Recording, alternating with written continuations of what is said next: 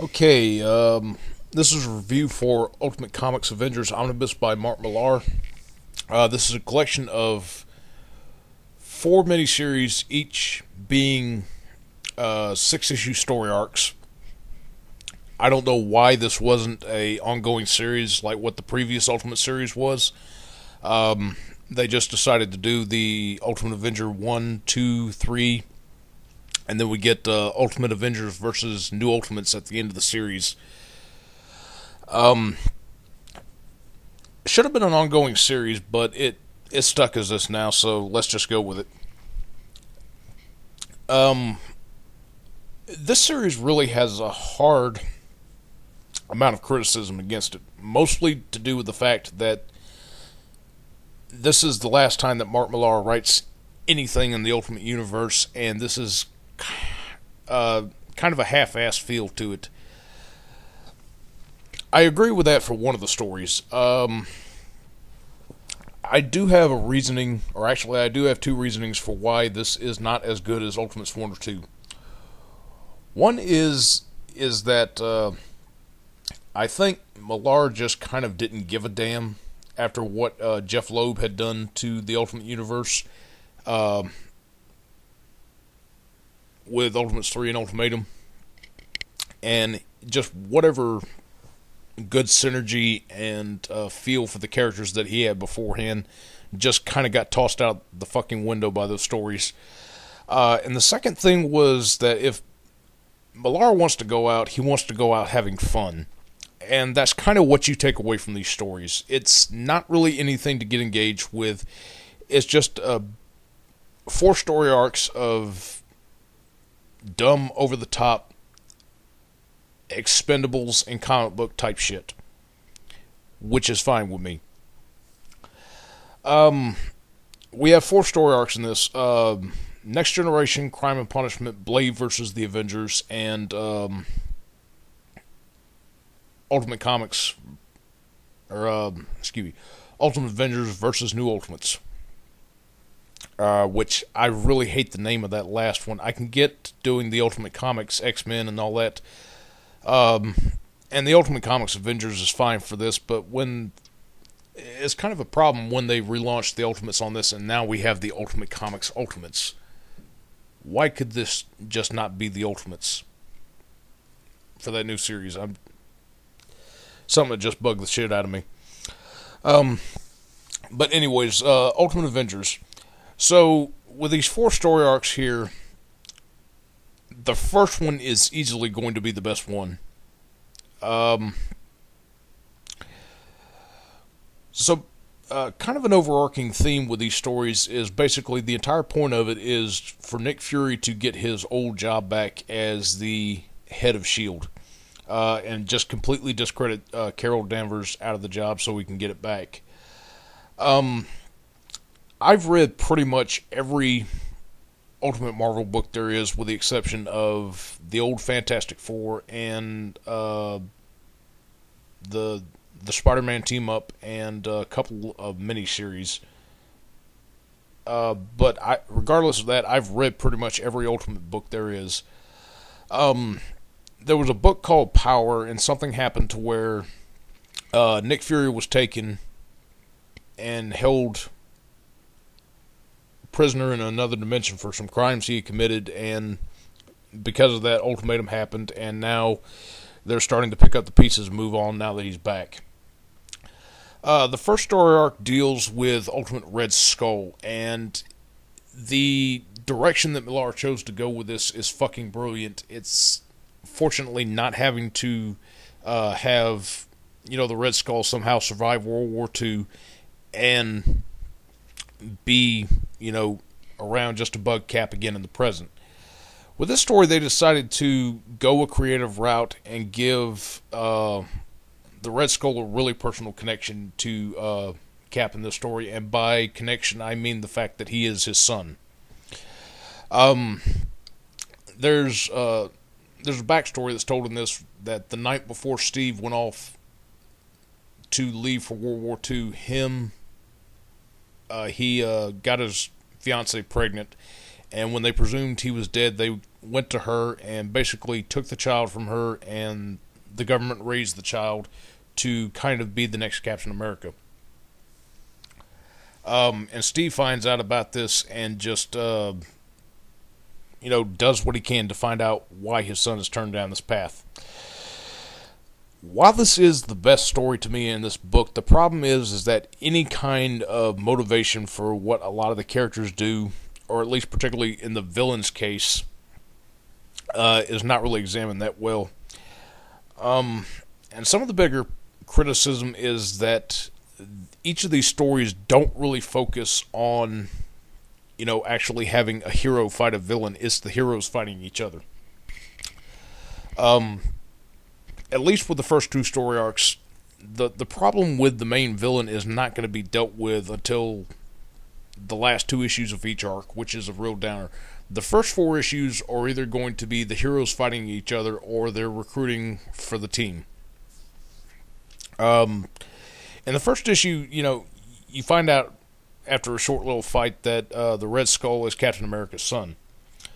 But for the three issues following that, it's nothing but the Black Ops team tracking down Captain America and taking him out since he's gone rogue looking for his son.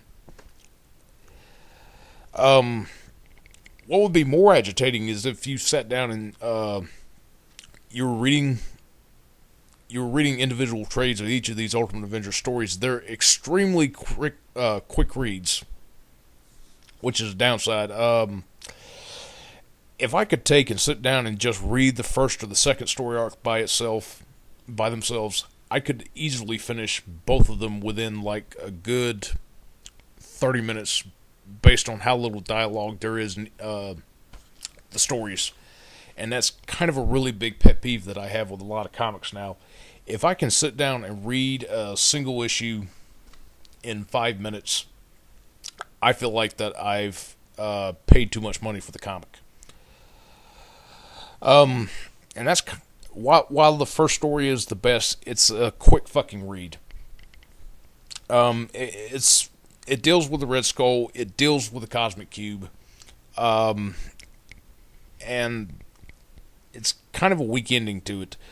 Really, the only praises that you can give this story is that with this story and with the third story, we get introduced to two of the Liberators that were from Ultimates 2 that are involved in this. One is in this story, and another one comes up in the third story. Their backstories are interesting about how they got involved with their teams and what Millar chooses to do with these characters now. And with a lot of the criticism locked against Millar for a lot of the shock value moments that he likes to go for, the two that he uses in the story are really well done. The first one is something that happens in American history, to where when Steve's son decided not to work for the U.S. government, he sent a message saying that he would not do it, and you turn the page and there's this 2-page spread of this particular moment in history, and I'm like, ooh, shit. That's really good. And then the second one is kind of a personal story for Red Wasp in this book, which is really tragic, but I understand her being involved with this for this team, and I really enjoyed that aspect of it. The only problem with the end of the story is that it's kind of anticlimactic. And really the only other interesting thing about this and the first two story arcs are that there are these really over-the-top characters that are introduced in here. With the first one, we get Nerd Hulk, who is a clone of Bruce Banner.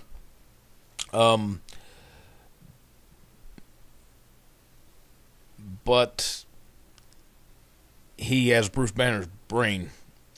He's a completely useless character, and it's kind of at least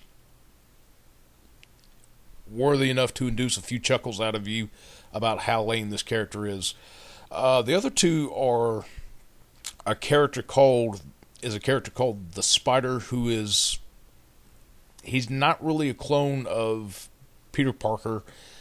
He's something that was grown in the lab, and he's a really powerful telepath. And the other one is Gregory Stark, who is Tony's twin brother, who is just so happened not to be introduced until this particular story, and is absolutely amoral. He funds the Black Ops team, and apparently he's a kind of guy that you can get along with, or at least that Fury can get along with. So the first story arc, it's the best, but it's not without its problems in the long run. The second story arc deals with Ultimate Ghost Rider. This is the weakest story to me. Mostly just because of how very little happens in it. Like, I talked about the stuff dealing with Red Skull from the first arc not being dealt with until the last 2 issues. That happens in this as well. God, the first 4 issues are just some of the worst fucking filler material that I read in the story. The first 2 issues are backstories on the Punisher being recruited to the team, and this guy called Tyrone Cash, who is a ripoff of B.A. Baraka from the A-Team. Imagine Mr. T with a British accent, and he can Hulk out, but he doesn't change skin colors, and he has his emotions in check while he's hulked out. A couple of lame characters. We kind of get the backstory of Ghost Rider in the middle, and then we actually deal with the problem and the person who murdered Johnny Blaze in the past to make him the Ghost Rider. Little used artwork in this. I'm kind of 2 ways about him. In some instances, he can do some really good artwork if it looks like his stuff isn't completely covered in shadow. And then other times, the artwork looks like it's kind of doing this really scratchy version of Todd McFarlane's, where a lot of stuff is on a bright color palette, but just really doused in shadow at certain points. And the other thing is, too, that I don't like the way that Lin Yu draws women in his comics. There's this woman that we see in an airport with her son, and they're sitting across from the devil in this story. She's really top-heavy, and the way that the new Black Widow is drawn in the story is the same model as that. It's kind of like, if anybody's been reading the new Ultimate series right now, and the way that Mike Ross draws women in his comics almost as kind of the same Barbie model type in the faces, this is how Yu is. You wouldn't really be able to differentiate the 2 brunettes that he draws in here unless there's actually a blonde woman that's drawn there, and only then will the women look different. This story arc is passable at best to me. I just didn't really care for it. The only thing that really stood out to me about this, besides a lot of the criticisms that I have, is that Millar has no problem poking fun at a lot of conspiracy theory type stuff, or just naming problems with particular people in politics. If you read the first 2 Ultimates books that he wrote, he really had no problem going after Bush and just making fun of the guy. With the vice president in this story, for some reason they decide to change his name just to match him up to one of the Ghost Rider villains. What he's trying to convey in the story is clearly being at Joe Biden. I don't know why he doesn't use Joe Biden's name in this. You obviously wouldn't see him on screen, but he's doing everything he can to say Joe Biden, but he just doesn't use the name in here. I don't know why he chickened out on that. So we get through the third arc. We get through to the third arc, which is the vampire story. People regard this as the worst of the 4 story arcs, and just is some kind of horrible material, some kind of horrible filler material up until you get to the last story arc. I actually had a lot of fun with this story. Granted, this was kind of a point to where I'm sick of fucking vampires in the story. This is a series that originally when I read it, I hated it. But then when I read X-Men Curse of the Mutants, I actually came to like the story a little bit better. Blade is absolutely lame in this story. I actually hated the treatment of him in the story worse than I did the Punisher from the second story. The only thing that I find funny that they do with Blade in the story, besides the fact that he kills vampires like the movie Blade does, is kind of like this dream sequence that Blade has dealing with Edward Cullen, which I just found absolutely hysterical.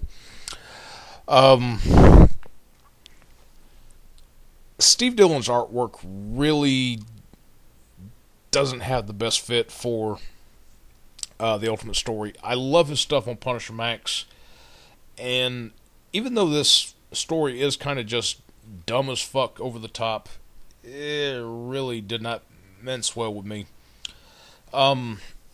This is kind of a point to where I actually say that even though the first 2 story arcs would start out pretty good and then go to being kind of lame at the end, this actually has the opposite effect. The story starts out really bad, but then gets really fucking fun at the end of it.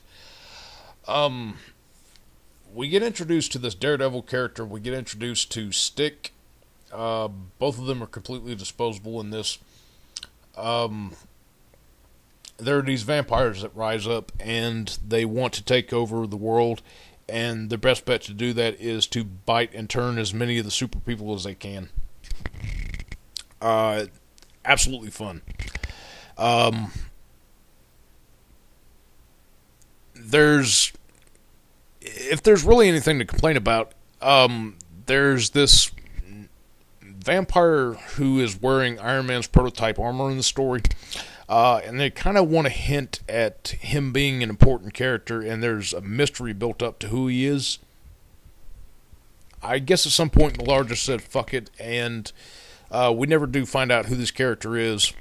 He gets killed off halfway through that story, just so when Nerd Hulk gets turned into a vampire, he takes over the entire group and proceeds to go after the super people. Other complaint is Cat gets turned in this series, and for a minute there I thought they would actually have the balls to kill him off in this series.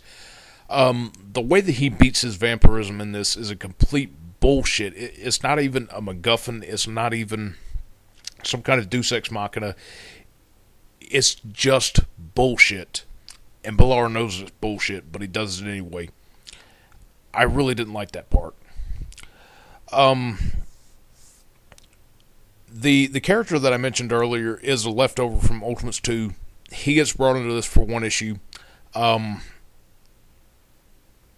just for 1 single issue in this series, it goes from being dumb fun to actually feeling great. It comes really freaking close to being as good writing from Millar as what Ultimates 2 was. And then it just gets completely undone towards the end of that issue. Really, this character is around only to just give probably a really clever end on how to solve the vampire problem in the story. The end is absolutely brilliant in this story, and I loved it. So, we get to the final story arc, which is Ultimate Avengers versus New Ultimates. I didn't really read much of the New Ultimate series, so I can't really comment on it. all I can tell you is that they're basically a public fronted team with Carol Danvers in charge, and there's this incident that happens that sets Nick Fury's group against Carol Danvers' group. Somebody saying that both have been selling out secrets to the Chinese or to the Russians. The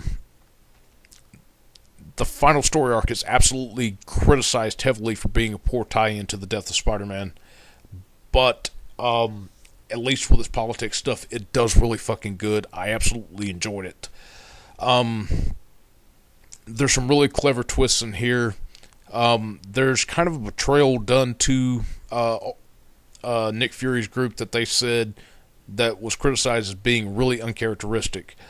I call bullshit on that. There was something with this character that was hinted at in the second story. He did a lot of the under the table kind of dealing, so really his betrayal is not really that much of a shock to me. The way that he is dealt with is funny. The only thing that I really have to say is that just when we had Gregory Stark introduced in the original story arc and we had the Spider introduced, they're just kind of hanging around, and then in the end both of them really become a problem. Dealt with kind of anticlimactically, but at the same time, while I said the first story is probably the best one you're going to read, the last story in here is actually really serious, and I really do enjoy it. If people had a problem with the way that the quote-unquote actual crossover happened with the death of Spider-Man, it's just a single moment that both these series crosses on. Neither really has any impact on the other, aside from the fact that Spider-Man just happens to take a bullet for Cap and just dies in his own at the end of his own series.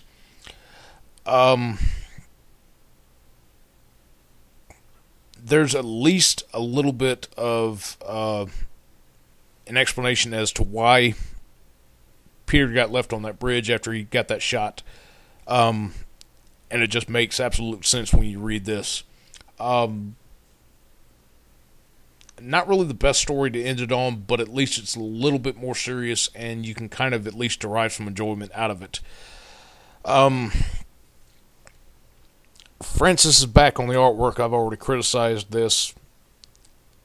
Maybe not the strongest way for Millar to go out at the end of the series, but the last story is really good if you wanted to end it on at least somewhat serious note.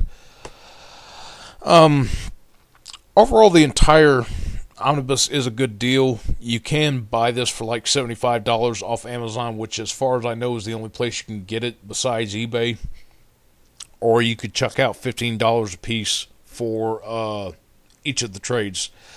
Overall, hey, may not be the best that you've seen Millar conclude his stint in the Ultimate Universe on, but at least you'll have some fun with this. And there's kind of a serious story at the end of it to where it sets up for when Jonathan Hickman took over the series, which is some really good stuff. So, yeah, if you can take just kind of an Expendables feel for the Ultimate Avengers, I would definitely recommend getting this series.